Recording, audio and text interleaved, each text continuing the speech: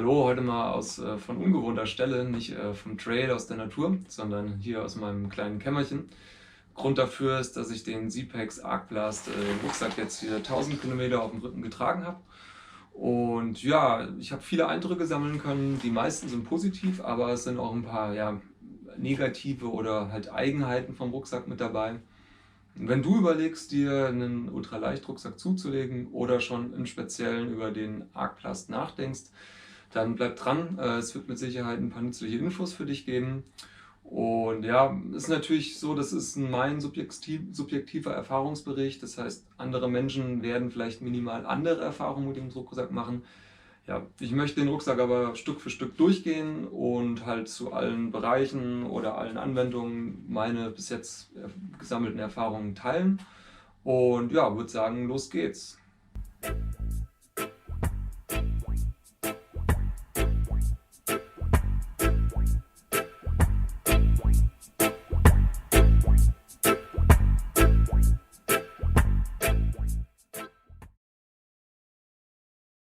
Anfangen möchte ich mit den Basiskonfigurationen, die ihr euch im Prinzip auf der Zpacks Homepage auswählen könnt. Und zwar ist das einmal halt die Rückenlänge, die ihr auswählen könnt. Und es ist aber auch der Umfang von dem Hüftgurt. Meine Erfahrung damit ist, nehmt euch wirklich eine zweite Person zu Hilfe, dass ihr wirklich die exakten Werte an eurem Körper ermitteln könnt. Wie ihr das macht, steht eigentlich super auf der Homepage von Zpacks, da will ich gar nicht groß drauf eingehen. Wie gesagt, mein Tipp, eine zweite Person. Ansonsten haben die Maße für mich sehr, sehr gut gepasst. Was ich noch mitgeben kann, ist bei dem Hüftgurt zum Beispiel, wenn ihr hier euch nicht sicher seid, ob ihr einen kürzeren oder längeren nehmen wollt, weil ihr so im Grenzmaßbereich seid, sage ich mal, entscheidet euch lieber für den längeren. Ist einfach so, lieber ihr habt hier noch ein bisschen Spiel oder es ist zu viel übrig, dass ihr mit dem Hüftgurt irgendwie ständig im Maximum seid. Das würde mich persönlich stören. Genau. Ja, kommen wir zur Bestellung und Preis. Wenn ihr jetzt im Prinzip die Rücken- und die Hüftlänge euch ermittelt habt, dann gibt es noch die Möglichkeit, weitere Konfigurationen zu wählen. Das sind halt so diese ganzen Gadgets, sage ich mal, am Rucksack. Ich habe jetzt halt einfach nur so ein Schultertäschchen und so ein Hüfttäschchen. Das reicht für mich vollkommen. Es gibt auch noch irgendwie stärkere Polster oder man kann sich zwei so Taschen da dran machen. Es gibt irgendwie Halterungen für Flaschen, alles Mögliche. Für mich ist es super praktisch. Ich habe hier meine Kamera drin, habe hier einen Riegel drin, Taschenmesser oder so weiter. Die Taschen sind nicht komplett regendicht, schon relativ, aber also ich würde jetzt kein Handy oder sowas da drin haben, was irgendwie ja nicht nass werden darf. Der Preis, der Rucksack, so wie er hier ist, sind 500 Euro inklusive Zoll und Einfuhrumsatzsteuer. Stand ist Januar 2021, als ich den Rucksack geholt habe. Basic kostet der 450 Euro, wie gesagt mit Zoll und Einfuhrumsatzsteuer. Da gibt es immer aktuelle Rechner im Netz, wo man das im Prinzip eingeben kann. Kann man einfach eine Suchmaschine bemühen, eingeben, ja, was man einen Artikel in den USA kaufen will, sich den Zoll berechnen lässt, tickert das alles in so einen Rechner, kriegt das raus, hat bei mir super gepasst. Ja, der Bestellvorgang war problemlos. Wie gesagt, einfach online auf der Homepage von Zpacks habe ich das gemacht. Hat 2 bis 3 Wochen gedauert, war der Rucksack da. Es kam dann einfach eine Rechnung per Post nach, um halt eben den Zoll und so zu entrichten. Auch alles problemlos. Man kann den natürlich alternativ auch in Deutschland bestellen. Es gibt eine Homepage, soweit ich weiß, gibt es noch wirklich einen, der den anbietet. Sack und Pack müsste das sein. Ja, wie gesagt, das ist natürlich up to you, wo man sich den ja, herbezieht.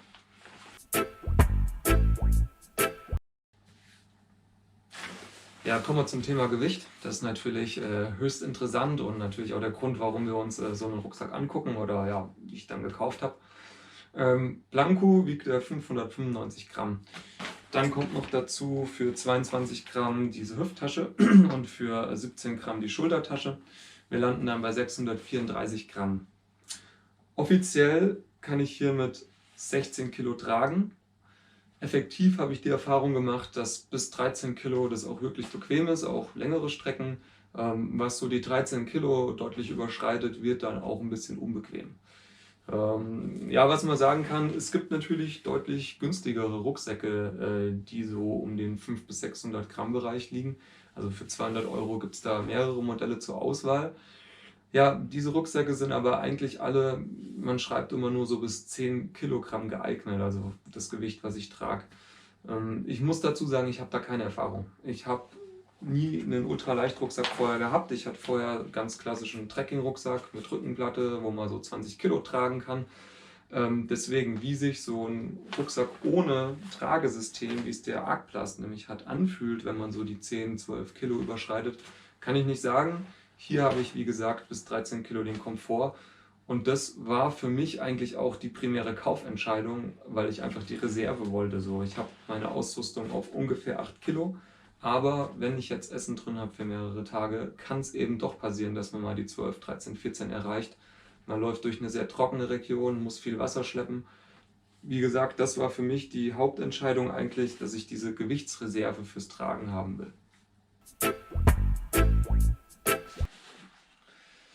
Zum Volumen des Rucksacks, der ist angegeben mit 55 Litern.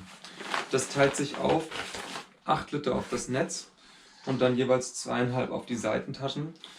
Bleibt dann eben 42 Liter für den eigenen Rucksack übrig. Für mich kann ich wirklich aus Erfahrung sagen, Essen für 7 bis 10 Tage ist kein Problem von der Menge her, kann ich da reinpacken.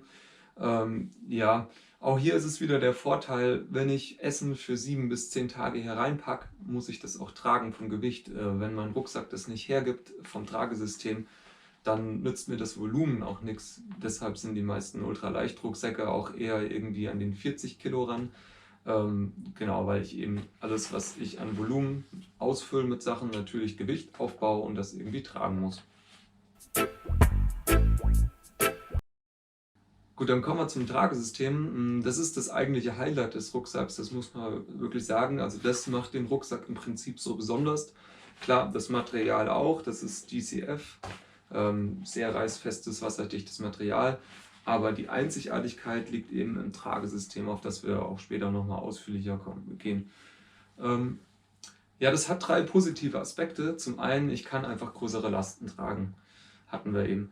Dann macht es den Rucksack einfach bequemer. Also ich finde ihn wirklich extrem bequem dadurch. Das Gewicht ist wirklich sehr gut verteilt, es liegt gut auf den Hüften an. Und ja, der Rücken bleibt ein bisschen schweißfrei, wobei man sagen muss, dass die Schultern schon hier oben in dem Bereich sind. Also es ist eher so der untere Rücken, der ein bisschen schweißfrei bleibt. Ja, allerdings bringt das halt auch ein paar Besonderheiten mit sich, das Tragesystem. Und zwar habe ich einfach die Erfahrung gemacht, dass ich so viele Einstellmöglichkeiten an dem Rucksack habe. Meistens ist es auch irgendwie von 2 Seiten so. Ich kann das einmal von hier spannen, kann das von hier spannen und das Prinzip wiederholt sich eigentlich überall an dem Rucksack.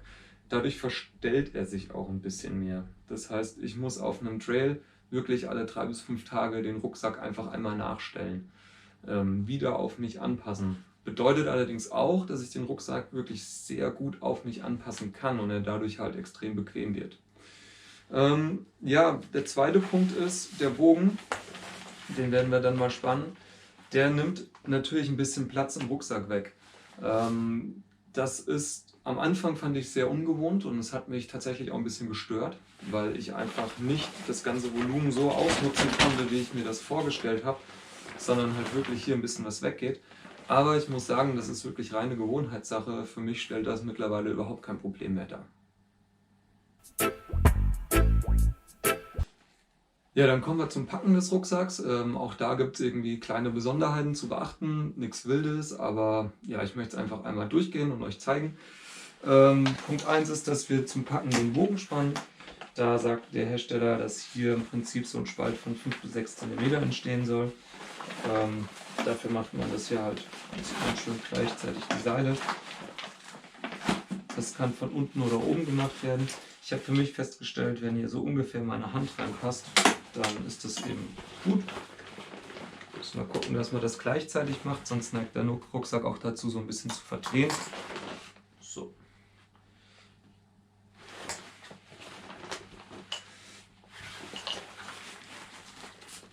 Hier sieht man das nochmal, so ungefähr eine Handbreit ist da ein sehr gutes Maß. Was man dann erkennen kann, ist halt eben die Form. Wir sehen jetzt, dass hier der Bogen reingeht und uns halt sehr viel Platz wegnimmt. Vorher war der Rucksack hier so gerade.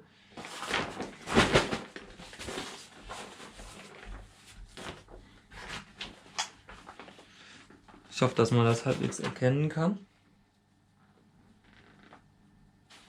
Dann wollen wir mal Zeug reinpacken. Es ist Winter, deswegen Schlafsack und Inliner. Großer Beutel.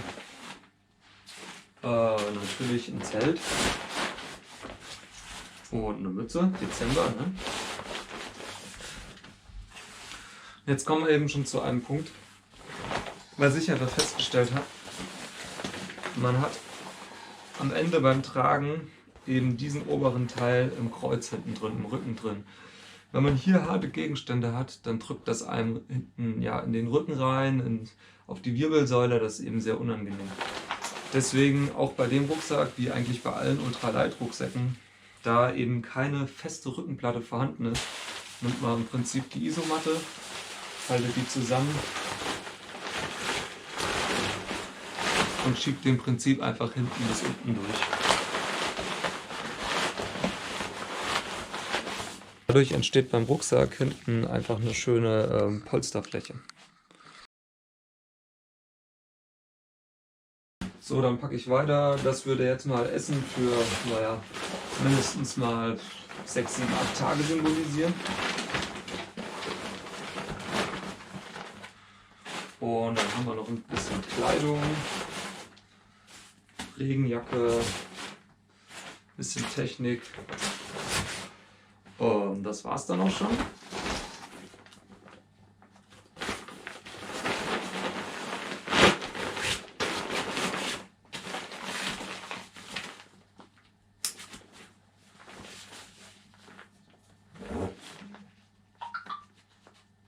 Das Netz packe ich mal in den Koffer und irgendwie noch einen zusätzlichen, ja, so einen Wassertransportbehälter. Und meistens habe ich noch irgendwie ein Sitzkissen dabei, Becher, Trinkflasche.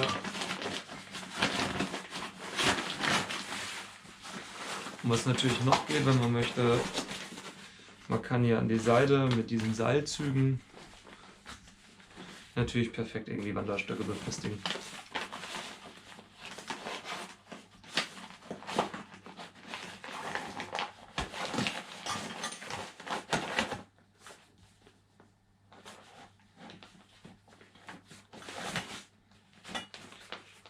Ja.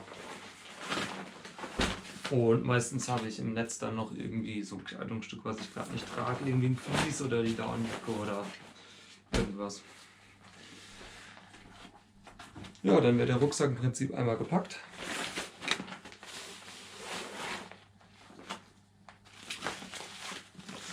Und was man sehen kann, ist, dass eben das hier auf jeden Fall an der Schulter oben aufliegt.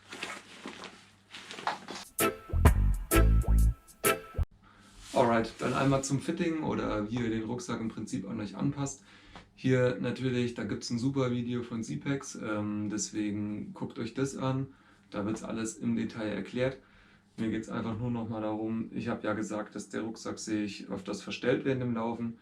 Und es ist für mich einfach eine Routine, dass ich eben alle 3 bis 4, 5 Tage, wenn ich merke, der passt nicht mehr so ganz, ich den irgendwie einfach einmal einstelle. Das mache ich meistens morgens, wenn der Rucksack eh leer ist, vom Zelt abbauen. Und das ist eine super schnelle Sache, das ist halt überhaupt kein Problem. Ja, Punkt 1 beim Einstellen des Rucksacks oder des Anpassens auf den Körper ist, dass ich im Prinzip erstmal alle Einstellungen irgendwie auf Null stelle oder halt alles, was irgendwie schon angespannt ist, rausnehme. Das heißt, das Netz sollte schön in der Mitte sitzen, die Gurte sollten schön weit oben sein, ich öffne das alles, zack, das wird ganz aufgemacht. So, der Rucksack ist gepackt und auf Null gestellt, wie durch Zauberhand. Und im Prinzip ist das Anpassen von dem Rucksack jetzt echt richtig schnell, indem man einfach im Prinzip anfängt und zuerst den Hüftgurt einstellt, da wo das bequem ist.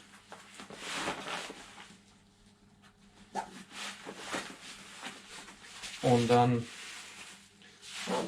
hier sich den einstellt. Im Prinzip ist das Ziel dabei, sich den so einzustellen, dass das Netz eigentlich gerade so an den Rücken rankommt. Das ist so ein bisschen, muss man ein bisschen spielen. So. Dann würde man als nächstes einfach gehen, sich den Postgurt einstellen, nicht zu fest, so.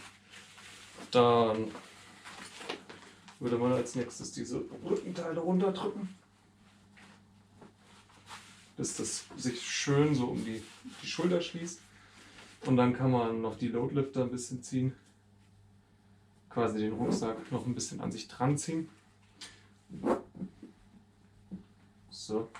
Das macht man im Prinzip so, dass der obere Punkt am Ende über dem unteren Punkt steht. Und jetzt steht der Rucksack, ist perfekt auf mich angepasst. Also das ist eine Sache, wie ihr gesehen habt, von, ja, keine Ahnung, nicht mal eine Minute im Endeffekt, wenn man da ein bisschen routiniert ist. Und also das ist für mich überhaupt kein Problem, das einfach alle 3-4 Tage mal zu machen. Dafür habe ich einfach einen perfekt bequemen Rucksack. Genau, an die Trinkflasche komme ich nämlich rüber ran. Zack. Kann jetzt trinken und kriegt das im Prinzip mit einer Hand auch super schnell wieder rein.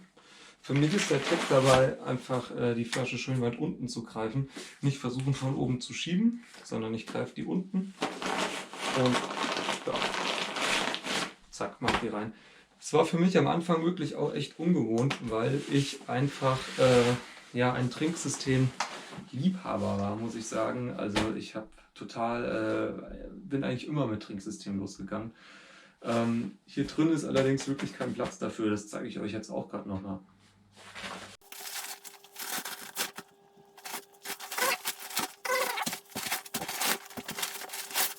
Und jetzt zeige ich euch mal, wo das Trinksystem eigentlich hin soll.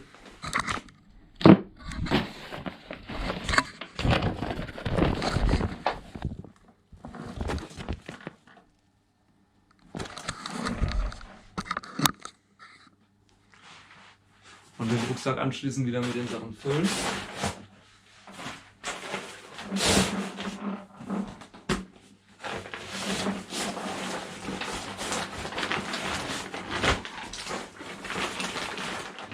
Ohne jetzt viel weiter zu machen, sehe ich hier diese riesen Ausbeulung.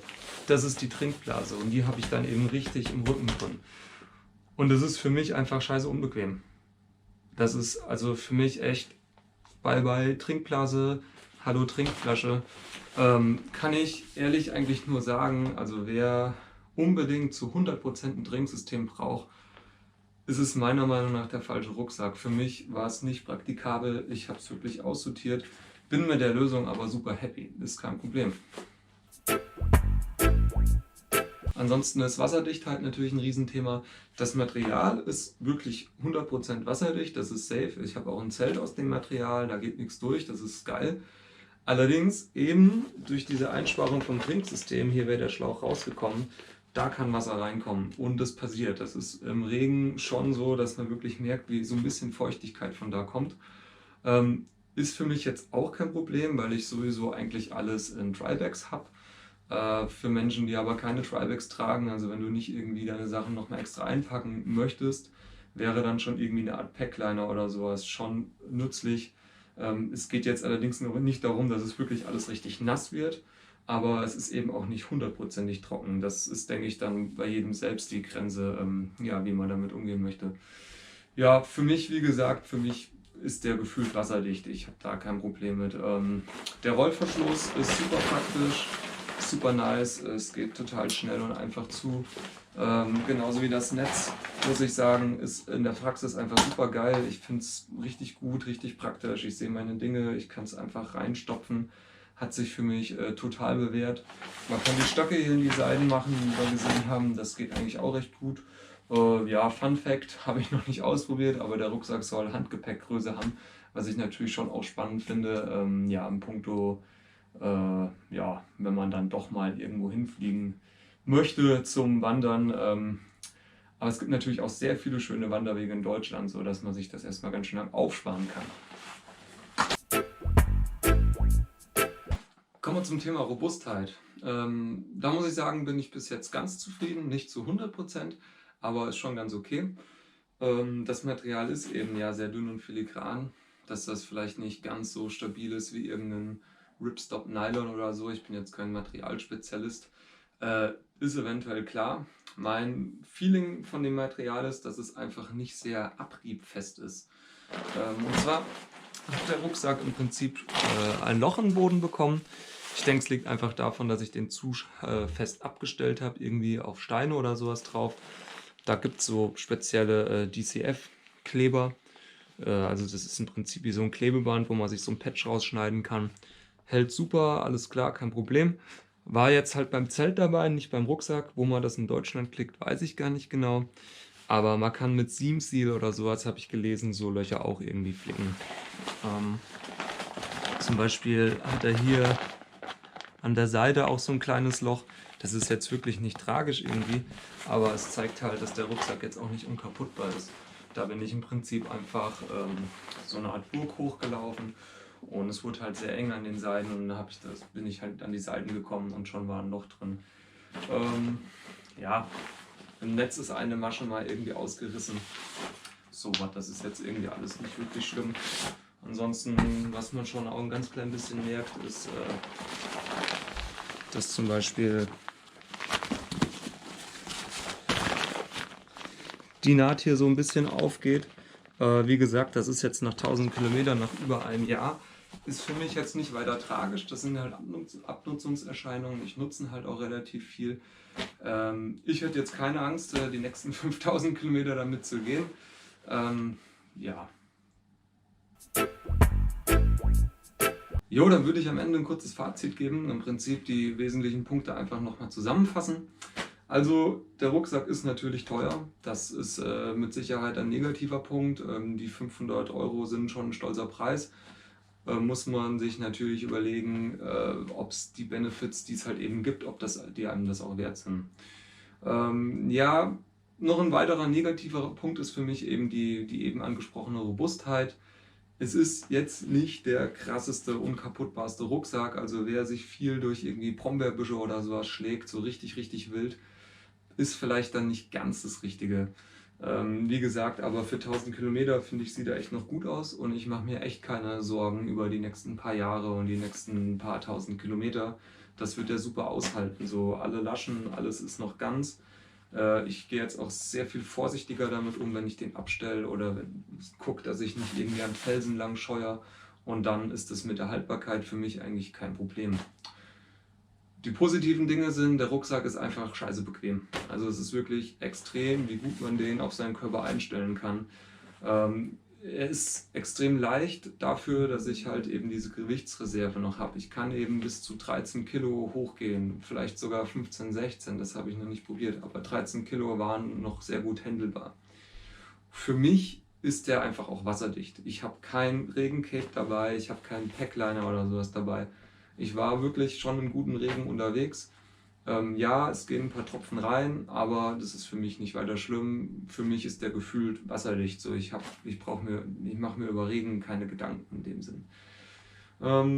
Ja, was ist noch zu sagen? Es ist kein Reiserucksack für zwischendurch irgendwie. Also für mich wäre das schon wirklich als reines Wandergerät irgendwie zu sehen. Das heißt, wer viel unterwegs ist, wer gerne leicht unterwegs sein möchte und wessen Ausrüstung halt eben schon irgendwie unter 10 Kilo wiegt. Also es macht keinen Sinn, sich einen Ultraleichtrucksack zu holen und dann 14 Kilo Ausrüstung reinzuladen. Ja, also wer an dem Punkt ist, holt sich vielleicht erstmal leichtere Ausrüstung, bevor man über den Rucksack nachdenkt. Das wäre so das Letzte in der Kette eigentlich. Aber wer eben schon leichtes Gepäck hat, wer viel unterwegs ist, für den ist der Rucksack definitiv was. Wer halt eher nur so 2-3 Tagestouren macht oder so, der braucht jetzt nicht unbedingt diesen Rucksack, weil dann könnte ich auch einen holen, der halt eben mit 10 Kilo klarkommt. Wirklich das klare Benefit von dem Rucksack ist das Tragesystem, ist die Möglichkeit eben die 10 Kilo locker zu überschreiten, eben diese Reserve zu haben und die Bequemlichkeit. Ja, nice. Wer bis jetzt noch dabei ist, vielen Dank fürs Zuschauen. Ich hoffe, es hat sich gelohnt. Waren ein paar gute Infos dabei. Ja, mir geht es hier nicht um eine Verkaufsshow oder sowas. Es ist einfach so, dass ich selbst mal da saß, überlegt habe, kaufe ich mir so einen Rucksack aus den USA mit dem ganzen Risiko. Man kann den einfach nicht wirklich gut anprobieren hier in Deutschland. Deswegen vielleicht waren jetzt einfach nochmal ein paar Details dabei, dem irgendjemanden oder jemandem weiterhelfen kann. Lasst gerne ein Abo da, liked es, wenn ihr irgendwas Wertvolles im Video erkannt habt. Ich habe bestimmt die eine oder andere Sache noch vergessen, deswegen, falls irgendwie ihr noch spezielle Fragen dazu habt, schreibt es mir einfach in die Kommentare. Ich versuche das noch zu beantworten. Und ja, ansonsten bleibt neugierig, bleibt vor allem gesund und genießt die Natur und natürlich am besten mit eigener Körperkraft. Und ja, wir wissen ja alle, weniger ist meistens mehr. Ciao Leute.